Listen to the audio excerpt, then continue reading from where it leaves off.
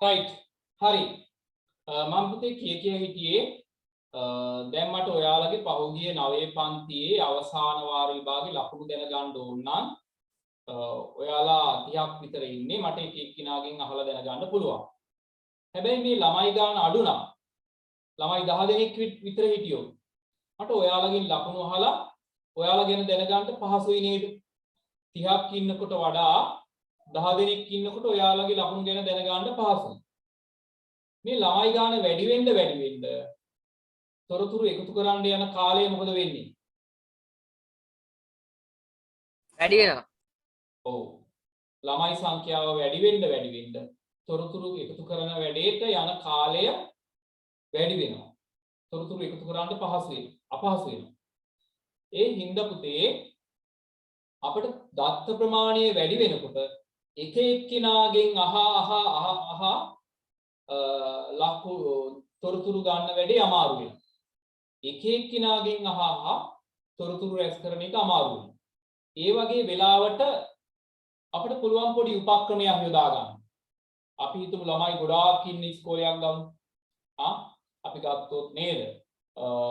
රත්නාවලී නේද? සංඝ බෝධි තෝලංගම වගේ ලොකු ඉස්කෝලයක් ගත්තොත් මට එක එක්කිනාගෙන් ගිහිල්ලා ළමයිගෙන් ලකුණු අහන්න ගියොත් සෑහෙන කාලයක් යනවා. එහෙනම් මට පුළුවන් මෙහෙම වැඩක් කරන්න. ළමයි ටික ඔක්කොම කැදවලා මට කියන්න පුළුවන් 0.10යි 10යි අතර ලකුණු ගත්ත ළමයි අත උස්සන්න. ඕ ළමයි ඉන්නවා 50. ඊට පස්සේ ලකුණු 11ත් 20ත් අතර ගත්ත ළමයි අත උස්සන්න.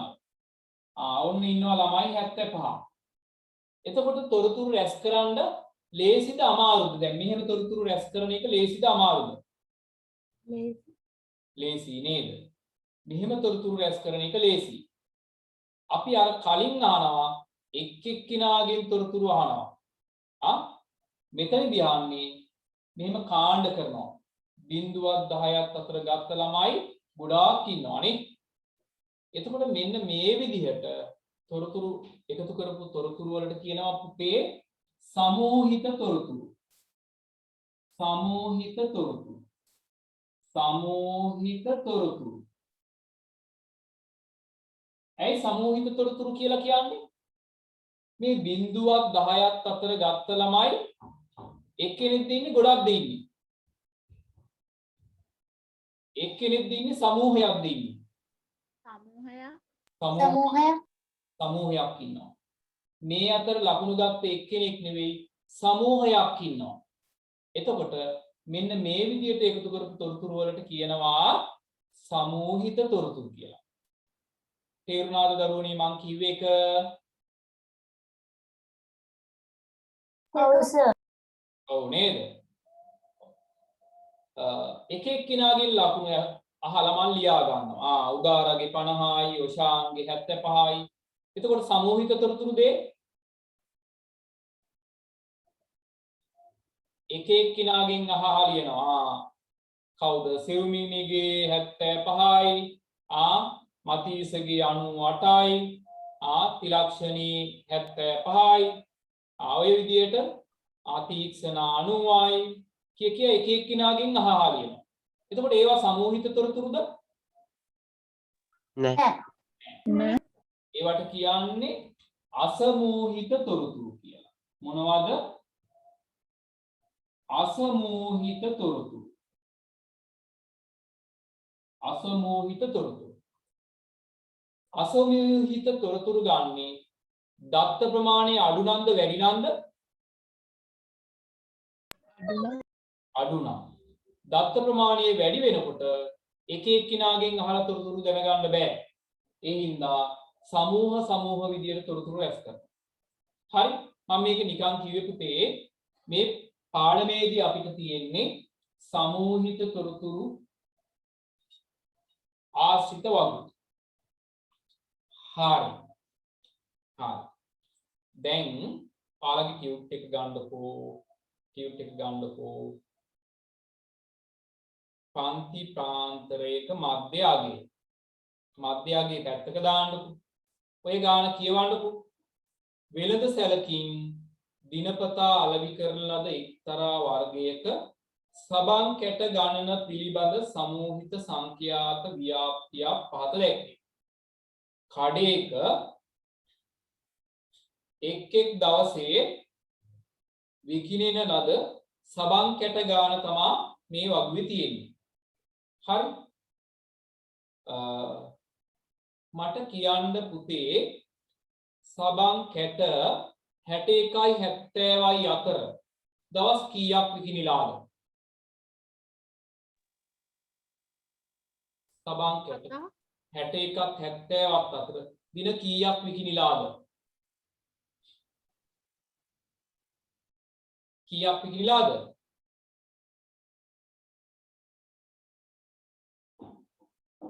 61යි 70යි අතර දවස් කීයක් විකිණිලාද සබන් කැට?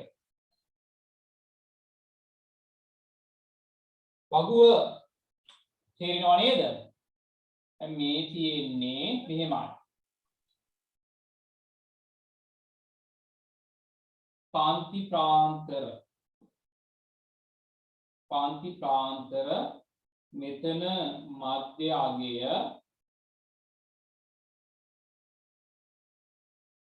මෙතන සංඛ්‍යාතය.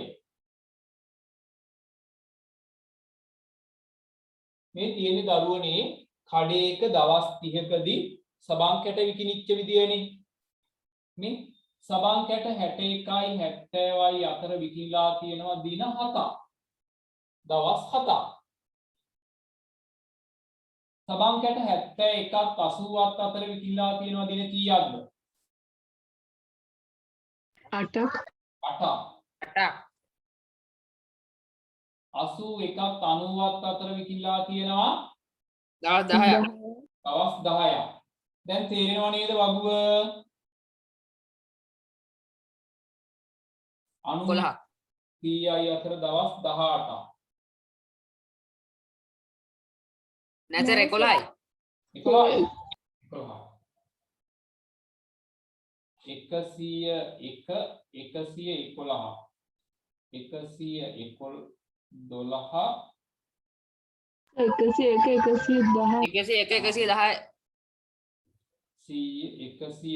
101 නේද? 110යි. 118යි. 111 කීයද? 16යි. 121 130 නේ? කීයද? 15යි. 131 140 9යි. 9යි. 141 150 කීයද? 6යි. ඔව් හරි. දැන් තේරෙනවනේ මේ කඩේක සබන් කැට විකිණුන විදිය. මේ තියෙන්නේ. විභාගෙදි මෙන්න මෙහෙම ප්‍රශ්නයක් ආවා. මට කියන්න මේ කඩේ විකිණෙන්නට ඇති අඩුම සබන් කැට ගාන දවසකදී විකිණෙන්න ඇති අඩුම සබන් කැට ගාන කීය වෙන්න පුළුවන්ද? මේ කඩේ දිනකදී විකිණෙන්නට හැකි අඩුම සබන් කැට ගාන කීය වෙන්න ඕනේද? පුළුවන් නම් දෙන්න උත්තරේ. 141යි 154. නෑ. මං 6යි. ඈ 6යි. නෑ. මේ කඩේ විකිණීමට 18යි. නැත. 101යි 110යි. නෑ. අඩුම සබන් කැට. දැන් ඔයාලට 61යි 70යි. තනි ලක්ෂණ මං අහන්නේ තනි ලක්ෂණ. දැන් මෙහෙමයි පුතේ දැන් ඔයාලට අර පොඩි පන්ති වලදී මතකනේ නේද? 61 70 71 80 81 90 ඔහමනේ. දැන් මේකේ තොරතුරු එකතු කරන්නේ මෙහෙමයි. දැන් කවදා හරි දවසක සබන් කැට 65ක් විකුණුණා. කොයි පන්තියටද යන්න ඕනේ? සබන් කැට 65ක් විකුණුණා. කොකටද? 61 70ට. මේකට දානවා ප්‍රකරණය. තව දවසක් විකුණුණා සබන් කැට 75ක්. කොකටද? 71 80 right. දැන් තේරෙනවා. තව දවසක විකුණුණා සබන් කැට 81ක්. කොකටද? 81 90. තව දවසක විකුණුණා සබන් කැට 61ක්. 61 70. දැන් කොහොමනේ තොරතුරු එකතු කරන්නේ? දැන් කියන්න මට මේ කඩේ විකිනින්නට ඇති අඩුම සබන් කැට ගානක් කියවෙන්න පුළුවන්. මේ කඩේ විකිනින්නට ඇති දවසකදී විකිනින්නට ඇති අඩුම සබන් කැට ගානක් කියවෙන්න පුළුවන්.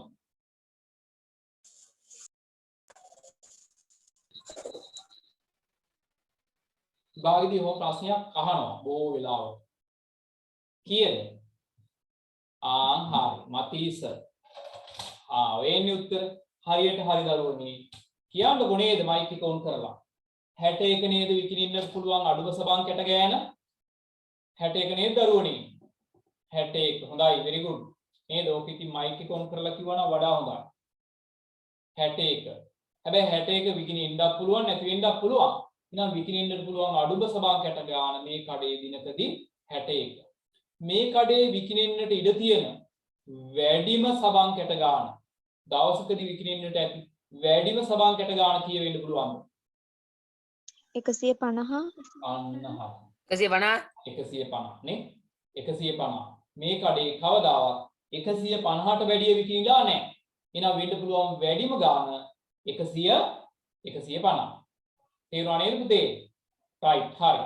ඔක අහනවා හරි. දැන් දරුවනේ මධ්‍යයාගේ තීරයේ පුරවන්න යන්නේ.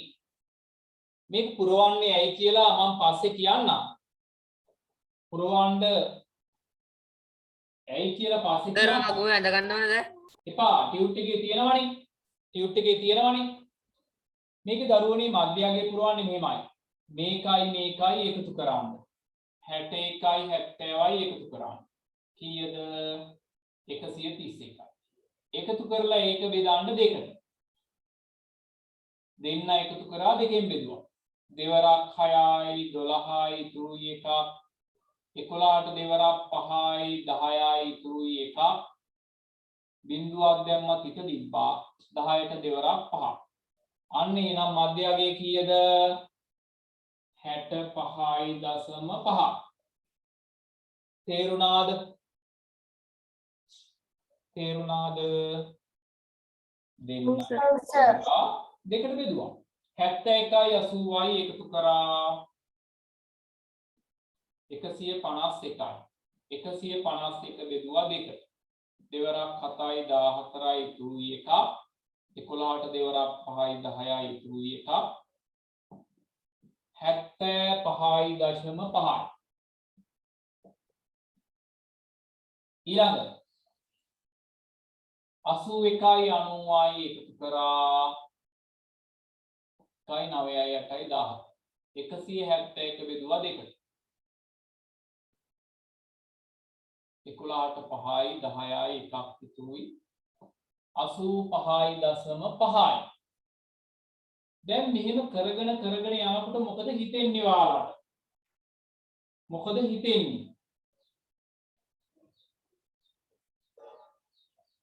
දිගටම ඔහොම එකතු කර බෙදන්න හිතෙනවද? නෑ. ඊළඟට ඒක එහෙම කරන්නේ නැතුව කියන්න බැයිද? 95.5යි. අන්න හරි. දැන් රටාවක් ආව නේද පුතේ? දෙක තුනක් හදනකොට එනවා රටාවක්. ඊට පස්සේ එකතු කරන්න බෙදන්න මහන්සි වෙන්න ඕනේ. රටාවට අනුව පුරවණ යන්න. මේකට එන්න ඕනේ කීයද? 105.5යි අනිකට සර්. අනිකට 105.5. ඊළඟට 115.5. 5. 120 120යි 25.5 25.5 10 නේද?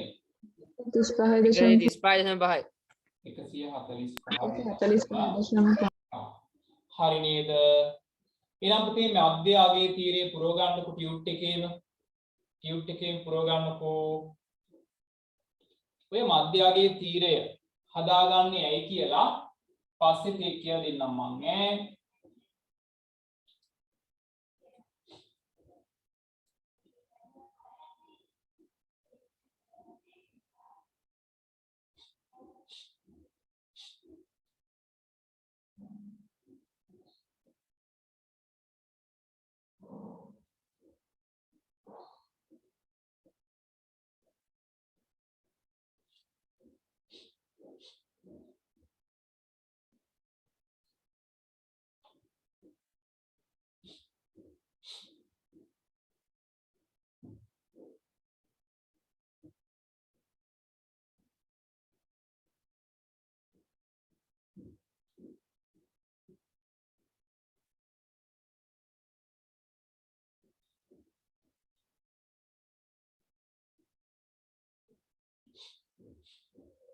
පුරවගත්තද ඔයාලා?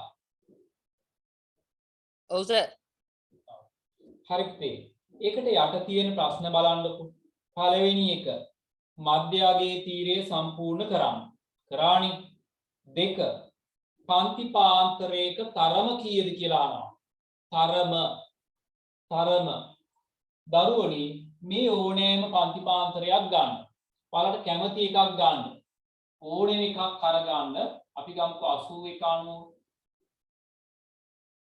නේ 81 90 ගත්තා. ඕනෑම එකක් ගන්න. අරගෙන මේකට දාන්නේ.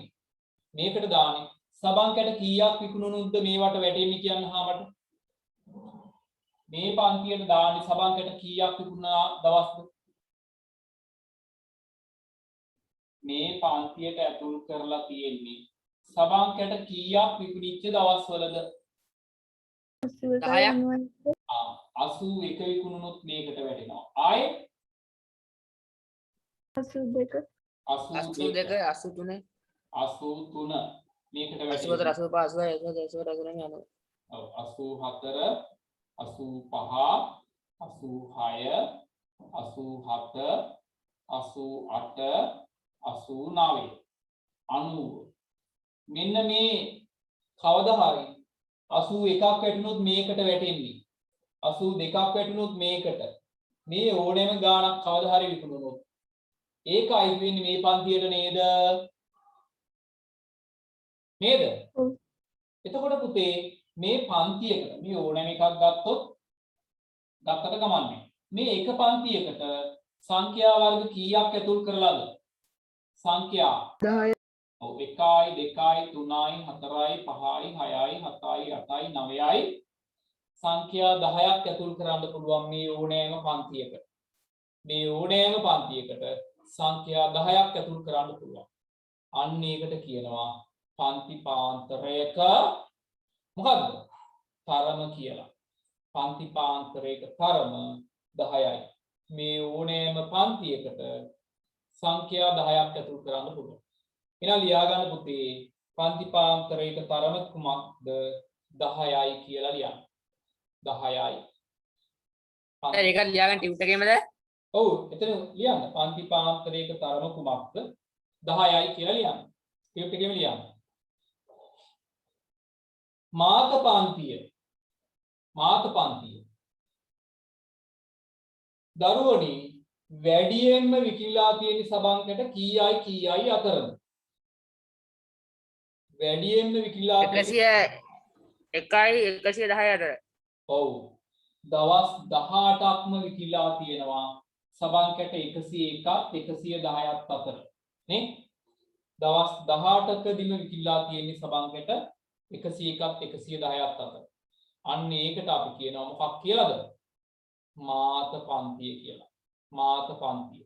එහෙනම් ලියා ගන්න පුතේ මාත පන්තිය 101 110 101 110 ලියා ගන්නකෝ.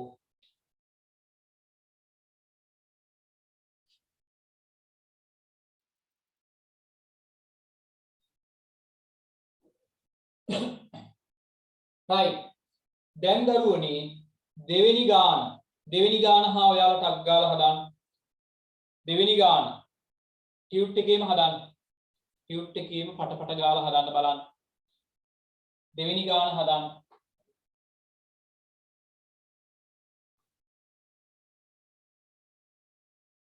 දෙවෙනි ගාන ටක් ගාලා හදාගෙන යන්න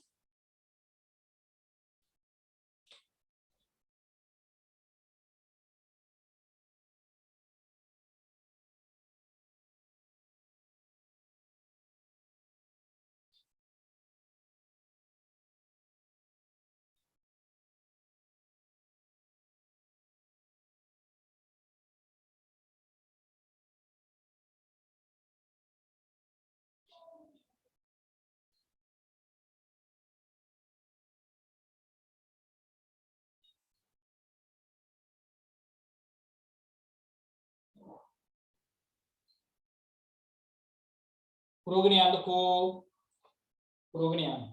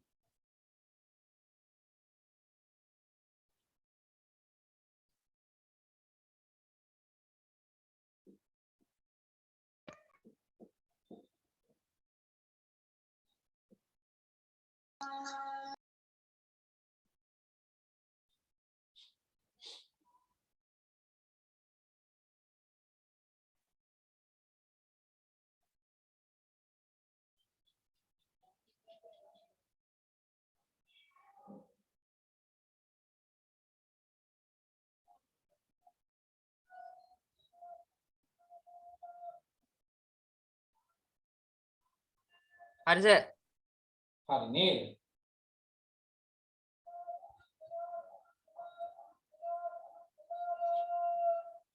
හරි නේද හරි මේකට ආවේ කීයද මේ දෙක එකතු කරලා 142.5යි. ඔව් මේ දෙන්න එකතු කරොත් වෙනවා 285ක් නේ දෙකට බෙදුවොත් 142.5යි මේකට ආවේ කීයද පුතේ 147.5යි. 47.5යි මේකට 100 2.5යි. 52.5යි මේකට 157.5යි. දැන් මේ රටාවට අනුව පුරෝගෙන යන්න පුළුවන් නේ රටාවට අනුව පුරෝගෙන යන්න පුළුවන් එකතු කරලා දෙකට බෙදුවත් කමක් නැහැ ඔයාලට නැත්තම් රටාවක් අහු වුණා නම් ඒ රටාවට අනුව පුරෝගෙන යන්නත් පුළුවන් හරි වගුව පිටපත් කරගෙන මධ්‍ය අගයේ තීරය සම්පූර්ණ කරා ඊට පස්සේ වගුව ඇසුරෙන් පන්තියේ සිටින සෙන්ටිමීටර් 150ට වඩා උසින් අඩු. දැන් මේ ඉන්නේ මොකද්ද? මේ වගුවේ පෙන්වන්නේ මොකද්ද? ළමයි ටිකගේ උස. උස මැනලා ඒ තොරතුරු තමයි. මට කියන්න 140 right. අපෙන් ආනවා දෙවෙනි එකේ සෙන්ටිමීටර් 150ට වඩා උස ළමයි. සෙන්ටිමීටර 150ට වඩා උසින් අඩු ළමයි 150ට වඩා උසින් අඩු ළමයි දාන්න මැසේජ් 13 එකක් නේද? හරි කිව්වනේ නේද 150ට වඩා උස අඩු ළමයි කීයද ඉන්නේ 13යි නේද මෙතනින් උඩ නේ 150ට වඩා අඩු කියන්නේ මෙතනින් උඩ ළමයිනේ එහෙනම් 150ට වඩා උසින් අඩු ළමයි වෙන්න නේ 140යි 145යි අතර 5 දෙනයි 145 150 පන්තියේ ඉන්නවා 8 දෙනෙක්. එහෙනම් 150ට වඩා උස අඩු ළමයි ඔක්කොම ඉන්නවා කී දෙනෙක්ද 13 දෙනෙක් 13 දෙනෙක්. හරි. වැඩිම සිසුන් ගණනක් අයත්වන්න පන්ති ප්‍රාන්තරයේ කුමක්ද? ලේසිම ප්‍රශ්නයක්. ගොඩක් ළමයි 150යි 155යි අතර. ඔව්. ගොඩක් ළමයි ඉන්නේ සෙන්ටිමීටර 150යි 155යි අතර. ඔය පන්තියට මොකක් කියලාද කියන්නේ අපි?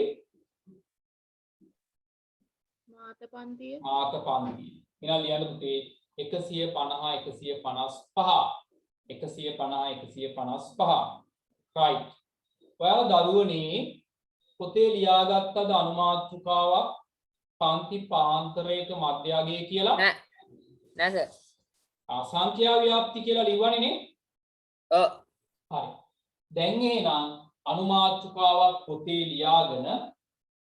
ලියාගන්න පන්ති ප්‍රාන්තරයක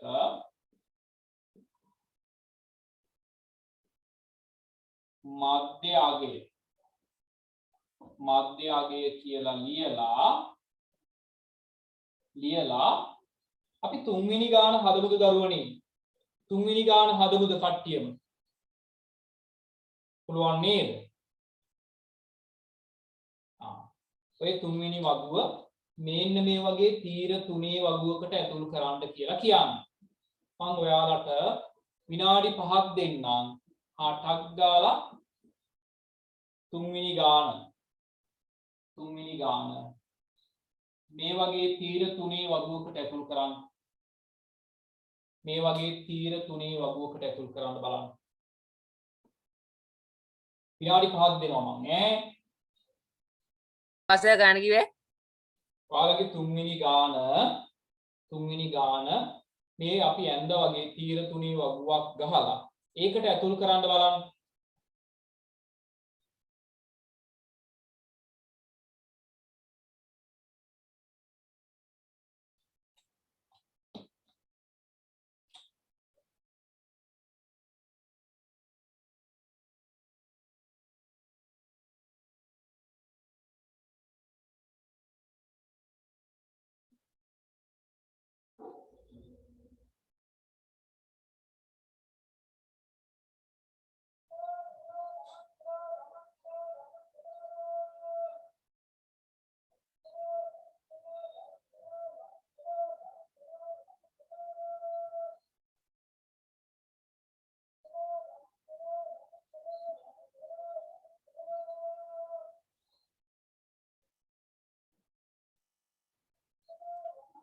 මේ වගේ තීර තුනේ වගුවකට ඇතුල් කරන්න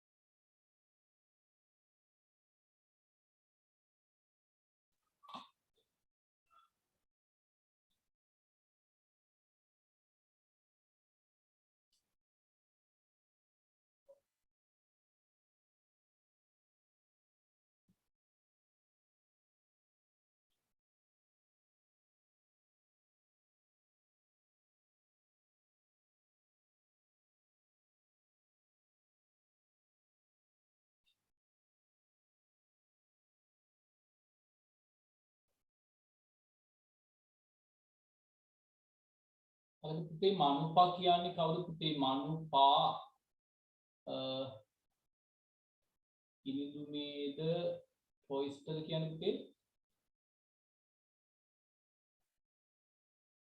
මට මෙසේජ් එකක් දාන්නකෝ ඈ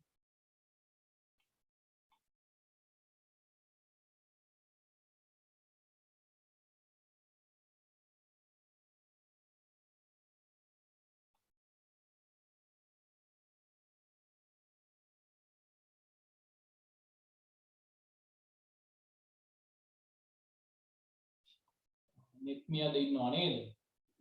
නෙත්මිට අඩුයිද දැන්? දැන් හොඳයි නේද?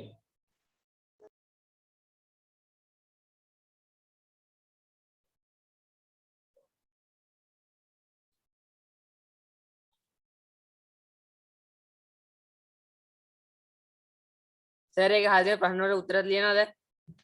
පුළුවන් නම් ලියන්න පුතේ.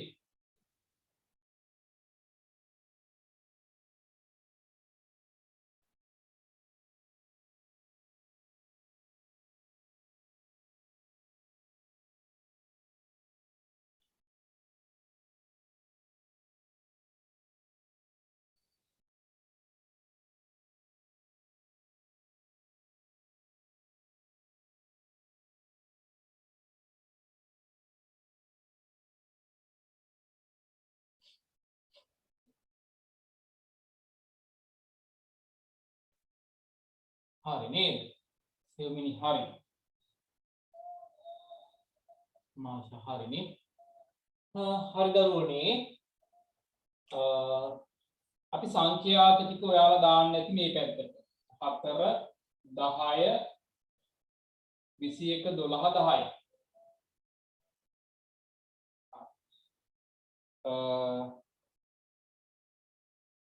මට හදන්න කලින් කියන්න මේ මොකක්ද?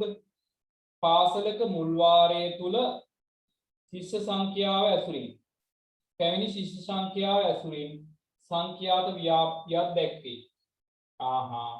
පළවෙනි වාරයේ ඉස්කෝලේ ආපු ළමයිගේ පැමිණීම. දින 531ක් මේ ළමයි 531යි 550යි අතර ඇවිල්ලා තියෙනවා දවස් 4ක් නේ. ළමයි 551යි 570යි අතර ඇවිල්ලා තියෙනවා දවස් 6ක්. ළමයි 571යි 590යි අතර ඇවිල්ලා තියෙනවා දවස් 21ක්. 21ක්. ඉස්සල්ලාම එහෙම වගුව තේරුම් ගන්න පුළුවන් වෙන්න ඕනේ. මේකේ මෙතෙන්ට කීයද ආවේ? එකතු කරලා දෙකට බෙදපුවා 545යි. 546.5යි. බලමු. 531යි 550යි එකතු කරා නේද? 1යි 8යි 10යි 1081යි. 1081 දෙකට බෙදනවා. දෙවරක් 5යි 8ට දෙවරක් 4යි එකට නෑ 10ට 5යි 540.5යි. හරි නේද දරුවනේ? මේකට ආවේ 560.5 560.5. දැන් රටාවක් මතුවෙනවනේ නේද? දැන් රටාවක් මතුවෙනවනේ 20 20 වැඩි වෙන්නේ. ඊළඟට 580.5ද? ඊළඟට 20ක් එකතු කරමු 600.5ද? ඊළඟට 20ක් එකතු කරමු 620.5. හරි නේද? හරි. එහෙනම් වගුවට දාගන්නකො හරියක්. හරි. මේ ළමයිගේ පැමිණීම. ප්‍රොමිලක්කම් 2 591ට වඩා අඩුවෙන් පැමිණි දින දාන්න මැසේජ් එකක්. 591ට වඩා අඩුවෙන් පැමිණි දින ගාන කීයද කියලා බලන්න. ළමයි 591ට වඩා අඩුවෙන් ආපු දවස් කීයක් තිබේද? 590ට අඩුවෙන් කියන්නේ මෙතනින් උඩනේ මෙතනින් උඩ නේද 590ට මෙතනින් උඩ නේද මෙතනින් උඩ 590ට වඩා අඩුවෙන් ආපු දවස් කියන්නේ මෙතනින් උඩ 21යි 31යි 4යි 35යි 35ද ආවේ ඔව් නේද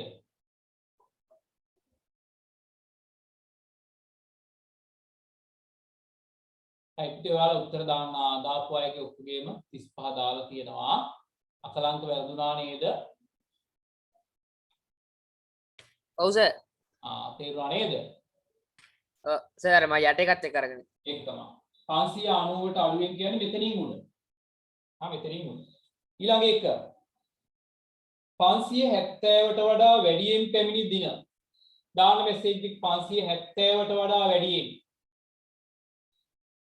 570ට වඩා වැඩියෙන් ආපු දවස් දාන මෙසේජ් එක බලන්න වගුව තේරෙනවද බලන්න 570ට වඩා වැඩියෙන්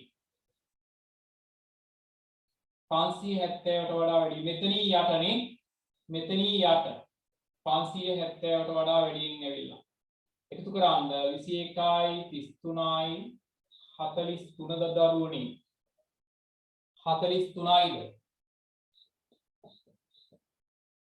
ඔව් සර් 43යි right හරි යාසිත් ජානොත් විසෝදනී අමාශා ප්‍රසංගි ආනෙත්මි සිතුනින්න මතීස චලනී ආරයි හරි පුතේ හරි මම මේ වගුව තේරෙනවද බලන්න ඇහුවේ right හරි දරුවනේ හරි එහෙනම් ඔන්න පුතේ දැන් තමයි අපි පටන් ගන්නේ O level වලට එන ගානට ගණන් වර්ග දෙකක් තියෙනවා ගණන් වර්ග දෙකක් ඒකෙන් සර් හතරවෙනි ගාන තව එකක් තියෙනවද එම වාරේ පාදල පැවැත්වූ දින ගාන ඔව් එහෙනම් මේ දවස් ටික ඔක්කොම එකතු කරන්න කීයද ආවේ පුතේ දවස් ටික 57යි 57යි නේද 57යි හරි ඒක මට මගේ ඇරෙන්න ගියේ හරි පුතේ හරි ඔන්න ඊළඟට ඉන්නේ අපි වැදගත් කොටසකට ලියා ගන්න පුතේ මාතෘකාව